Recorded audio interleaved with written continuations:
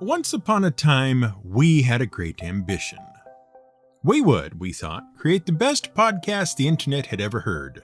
And to do so, we would take as our example all the best sorts of things we really liked when it came to entertainment. Which, for us, has always been discovering something new, unique, and surprising. And one of the shows we really liked was a science program that took all the developments of science, history, and technology and connected them in new, unique, and surprising ways. You could see how one change over here affected all the things between it and the new things way over there. It was exactly the sort of show we enjoyed most.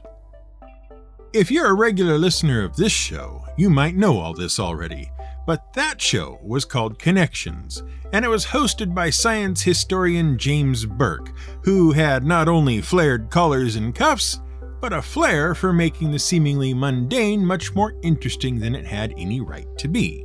The 10-episode series was produced in 1978 for the BBC, and the next year came to American television, though that's not where either of us first found it. We caught it in reruns on the Discovery Channel some 20 years later. Burke's premise for the whole series was that no one person or event in the chain of ideas and developments that led from one thing to another had any idea about what their discoveries would mean once they had discovered them, nor how they would be used, nor what would come from them once they were put into use. They couldn't. That would be seeing the future. Unfortunately, the way science and history were taught at the time, and in some cases are still taught, was that whatever thing we had now was the inevitable result of a clearly thought out chain of events and intent. We had TV because we were always going to have TV from the moment the first caveman picked up two rocks and bashed them together. There was just no way not to have TV because of the rock banging. Instead, according to Burke, each person did what they did not because of some grand inevitable design, but because they were each motivated by their own personal ambitions and desires, sometimes altruistic, sometimes not. Some folks worked on things because they were greedy, some folks because a thing piqued their interest, some because they were paid to do it, and others discovered and developed things simply by fortuitous accident. It was the cumulative effect of all these independent operators going about their business for their own reasons that got us where we are today. Or at least where we were in 1978.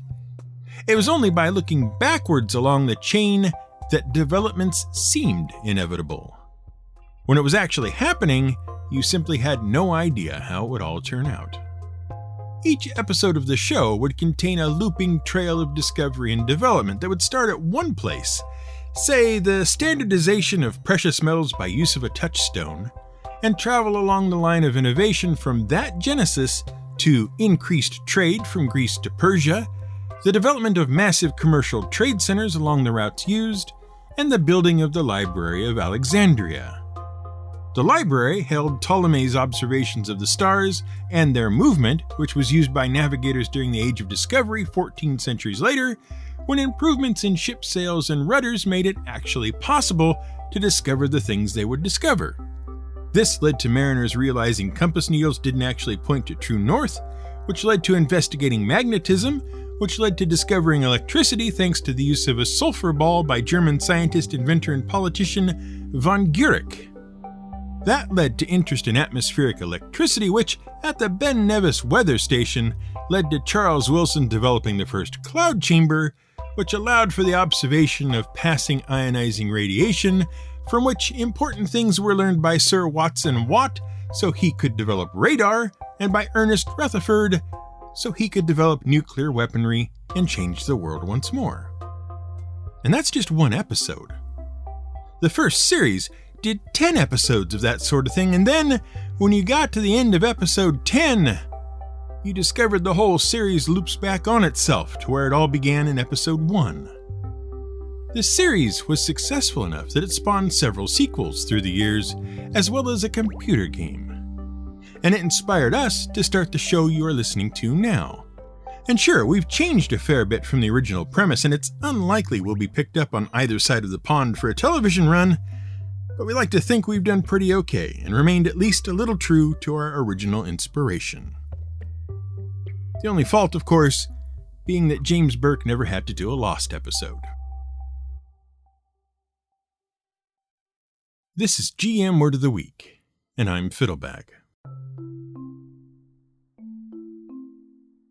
You'll have heard the phrase, "they've got their head in the clouds." Maybe you've even seen a show or read a book that has the sort of character that just isn't attached in any measurable way to reality. Usually, you can identify them by their whimsical outlook, cheery disposition, and adamant refusal to see the bad side of, well, anything, really. They look danger in the face and give it a little peck on the cheek, a pat on the head, and tell it everything will be okay if they just keep smiling and look on the bright side. And frankly, it's all a bit suspicious how well things work out for them in spite of what appears to be their pig ignorance of how things usually go. You might almost think they know something you don't. And often, they do. Discworld, our perennial favorite example of things around here, has the bursar at Unseen University. He isn't just clinically insane. He's being actively driven twice around the block of mad by the Arch-Chancellor, and has no grip whatsoever on any rung of the reality ladder. And yet he's a whiz, pardon the pun, at mathematics, and is frequently, in those novels which he appears, the one who gives the key that unlocks the plot which the other characters will then go on to resolve. Fortunately, he has dried frog pills, and is now capable of hallucinating that he is sane. Into this same category, you can check characters like Phoebe from Friends, Rose Nyland from The Golden Girls, and every appearance of Harpo Marx ever. Strangely disconnected characters operating under their own rules without regard for how things usually work towards a goal no one really understands, and usually succeeding. Often to the benefit of not only themselves, but to everyone around them. They even show up at the game table, either as GM non-player characters or as the characters themselves. They're just fun to watch in action and even more fun to play. Because they are so generally loony, you can get away with a lot more than a character played straight. But the question is, where did this sort of character, and the associated phrase, head in the clouds, come from? Well, if you've seen the Lego Movie, and we think by now most people have, you've already got your big clue. In the movie's second act, the characters go to a place that, if you didn't know any better, you'd think was made entirely out of cotton candy and frosted cupcakes. It's a place that makes no sense and appears to be inhabited by people made from randomly connected Lego bricks. Here, Emmett and the gang meet Unikitty, advance the plot a bit, and get ready for the third act. It's called Cloud Cuckoo Land. Aristophanes was a playwright who lived in Greece between 446 BCE and 386 BCE. Note that this is just a few years after the Greeks have essentially defeated the Persians, as explained in our episode on Xerxes. To be strictly accurate, he was a comedic playwright. That is, he wrote plays that were comedies, not that he was particularly funny himself, though we suppose he must have been to some extent. And because 11 of his 40 or so comedic plays have survived to the modern day, he is sometimes referred to as the father of comedy. According to those who know these sorts of things, Aristophanes' depictions of everyday life in his hometown of Athens were the most accurate and most convincing of any playwrights available, and his ability to poke fun at and ridicule public figures was to be feared. Plato even pointed out one of Aristophanes' plays as the slander that contributed to the eventual death of Socrates. Mostly what Aristophanes did, though, was write plays to win competitions. This was big entertainment Athens style. Every year a number of contests were held to see who could write the best, most entertaining, and most comedic plays, with the winner being treated almost as if he were a big-name athlete in the modern day. Win a writing competition, and everyone knew your name. My, how times have changed. Try putting that on your reality TV. In 414 BCE, a competition was held in connection with the Dionysia, an annual celebration to the god Bacchus. Aristophanes submitted a play that survives to this day called The Birds. It only came in second, but he can take some consolation in knowing that no one has heard of the first place play in centuries. There's singing and dancing and swearing and extravagant costuming, and according to some scholars, for once it wasn't a play that was banging on about current events in Athens with a heavy hand, unlike some of his other works. It's really hard to see how anything else could compare, but there you go, second place. Two older Athenian men are wandering out in the wilderness outside of town. For reasons which shall be revealed momentarily, one of them has a crow on his shoulder and the other a jackdaw. Between the two, they've gotten it into their heads that everything about Athens, and perhaps all of Greece, is all washed up. The people don't do anything but argue about the law all day long. They are litigious, sycophantic, and conniving, and Pistheterus and his friend Euelpides have had enough of it. As far as the two of them are concerned, it's time to seek better fortunes elsewhere. They've both heard the rumor that a former prince of Athens, Turius, was made to quit the city and take up exile, but that, as fortune would have it, he was metamorphosed into a bird and became Epops, the hoopoe, king of the birds. A hoopoe, incidentally, is a very colorful bird with a flamboyant crest on its head like a crown. There's other stuff about Turius being an adulterer and whatnot, but that doesn't enter into this particular play. Aristophanes just needed someone well-known and formerly royal that everyone had heard of. Logically, of course, if Epop is the king of the birds, then all birds should know how to find him, and so a few minutes in the Athenian market and a few coins later, Pistheterus and Euelpides set out with their newly acquired birds. By listening to their various squawks and caws, they've carefully followed what they believe to be directions to find Epop, and ended up in a desolate spot in the middle of nowhere, which looks very much like all the other desolate spots in the wilderness they've been led to over the last 100 miles or so. It's about now that the two begin to realize that A, the merchant who sold them the birds took them for fools, B, the birds don't have a clue where Epop or any other hoopoe is, and C, they're tired and worn out and really just want to go home. Still, a life among the birds does appeal as a life of leisure and pleasure, so onward they go. Which is, of course, the moment in the story when they find the king. After dealing with his secretary and gopher, the wren, Epop appears at the door to a bower, demanding to know what they mean by disturbing him. They begin by describing the sort of place they would like to live, seeking a city that meets with their particular desires. Say, one that hasn't got tax collectors, and isn't likely to see the Athenian fleet show up looking for them, which seems to be the main concern. Surely Epop must know of one, since he has both the intelligence of a man and a bird now, and is able to fly where he likes to see how things are. Rejecting all the suggestions Epop makes for one reason or another, they then ask about the city of the birds and what it must be like. Much to their surprise, the birds do not have a city to call their own. Well, what could be more natural than building one that they all, man and bird, could inhabit together, says Pistheterus. And of course, why not build a city for the birds up in the sky between men and the gods? In this way, humans could worship the birds as they rightfully should, given all their advantages, and the gods would be forced to acknowledge the supremacy of birds because the new city would prevent the smoke of all the sacrifices to the gods from actually reaching them, thus starving them out if they do not capitulate. And crazily enough, this is exactly what they do. And it works. And by the end of the whole thing, Euelpides has been written out of the play. All the people who come to the bird city either get a pair of wings of their own, or, if they prove to be the annoying sort of person who wants to bring the troubles of Athens with them, a beating. And Pistheterus is crowned king of not only the birds, but men and the gods as well. But what to call this new city? Sparta? No, it's been done. Why not Nephalacocagia, Cloud Cuckoo Land? And so, Cloud Cuckoo Land becomes over the years a catch-all name for any sort of crazy utopia where nothing ever goes wrong, everyone is happy, and all your days are filled with pleasure of one sort or another. In other words, it's a place with no basis in reality and whose residents are mostly just lucky fools who happen to succeed when really they shouldn't have.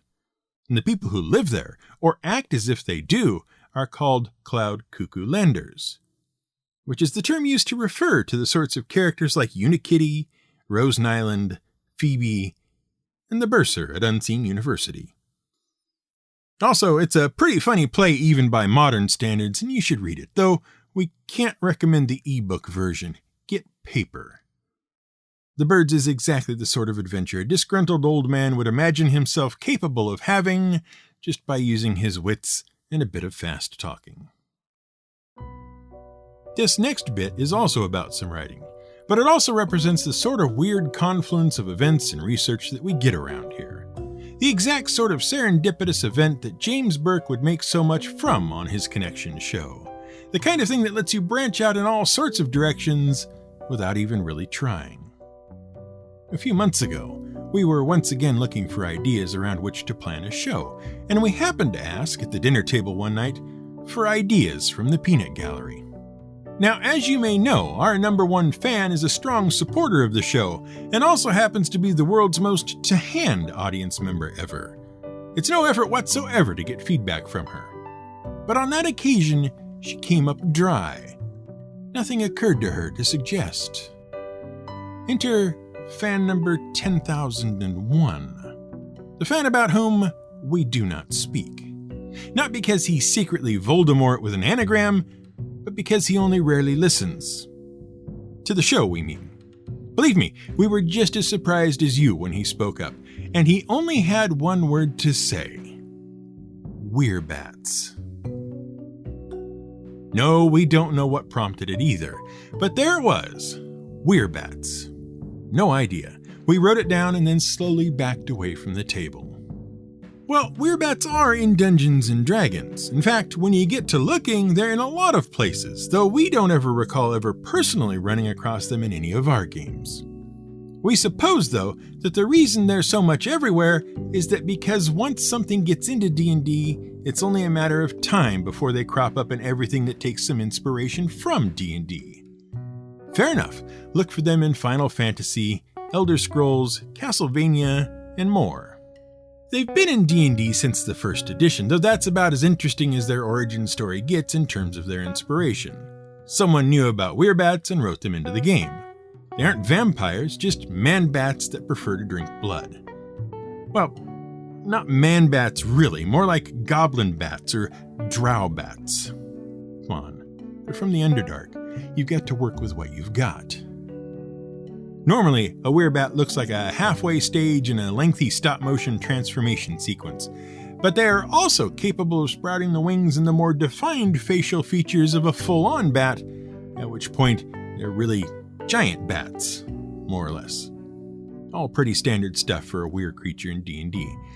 Probably their most famous appearance, if they can be said to have one, was in Waterdeep Dungeon of the Mad Mage. And that, we thought, was that. Not much more to go on there. And then we came across the word Camazotz. White Wolf has a whole thing about the Camazotz, which are, or were, werebats in their Werewolf the Apocalypse game. They're some sort of shirt-tail cousins of all the other lycanthropes, and here we of course mean therianthropes, but we're well behind in that fight. A lost faction of Farah, long ago destroyed. In South America. And that set off a little bell. We'd seen Camazotz before. Not because we'd played White Wolf games, no, but because we had recently been doing research for our Trickster episodes. You know, the ones with Raven, Coyote, and Rabbit from back in January. As part of that research, we had come across some mention of the various gods of Mesoamerica, particularly those of the Maya, and particularly those from an oral tradition which had been written down and recorded in the 1500s in a book called Popol Vuh, which meant Book of the Community. Later, it was transcribed by the Spanish Dominican friar Francisco Jimenez in the 18th century. The Popol Vuh is the mythology and history of the Quiche people from various parts of what is now Guatemala, Mexico, and Belize. The traditions it records date back to well before the Spanish came to South America. They cover the Mayan creation myth and in particular the adventures of the hero twins, Hunahpu and Xbalanque. The twins are the sons of one of an earlier pair of twins, Hunahpu and Vucub-Hunahpu. And yes, we know we're butchering these names, but we're doing the best we can. See Sahuagin. Hun and Vucub get themselves invited down to the underworld because they are apparently such amazing ball players.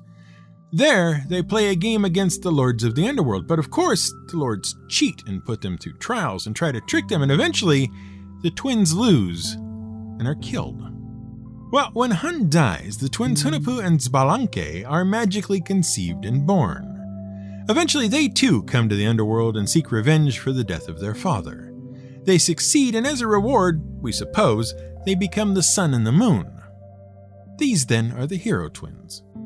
Well, as part of their revenge-seeking adventure, they too get put through trials and tricks, and one of their trials is to spend the night in the House of Bats. As you might expect, the House of Bats is full of bats. Not the kind you play ball with, but the kind that flap around squeaking and trying to kill you. Apparently. The real problem is not the bats themselves, though. Rather, it is the presence of the Mayan bat god Camazotz, which means, handily enough, death bat. You can see how that might be a problem. It sounds unfriendly from the start. It's not helped by the fact that in Mesoamerican culture, the bat is associated with night, death, and sacrifice. Well, of course, it all comes to a head, both literally and figuratively, in the House of Bats. In order to defend themselves from the hordes of bats circling and flapping and squeaking and doing other batty things, the hero twins squeeze themselves deep into their own blowguns. Hiding. Hey, they're heroes. They can do that sort of thing. Unfortunately, the problem with hiding in a blowgun is that you've got virtually no view at all of what is going on outside the blowgun. The twins only had to stay the night, but inside a blowgun, everything is dark. How do you tell when the night is over? Well, if you're Dingus Hunahpu, you just stick your head right out the end of the blowgun and take a look around. At which point, Death Bat God Camazotz swoops down and snatches your head right off your shoulders, flies it to the ball court, and hangs it up, ready to be used as a ball in the next game. Eventually, the sun does rise, the bats all go back to the roost, and Xbalanque climbs out of the blowgun to see what can be done about his brother. As for how that turns out, well, modern editions of Popol Vuh are available. We're reasonably certain that's where D&D Werebats came from. So really, there you go. Trickster gods to the Mayans, to Popol Vuh, to Camazotz, to White Wolf, to Werebats, to D&D. A nexus of connections just waiting to be used. Sometimes fan 10,001 is kinda handy.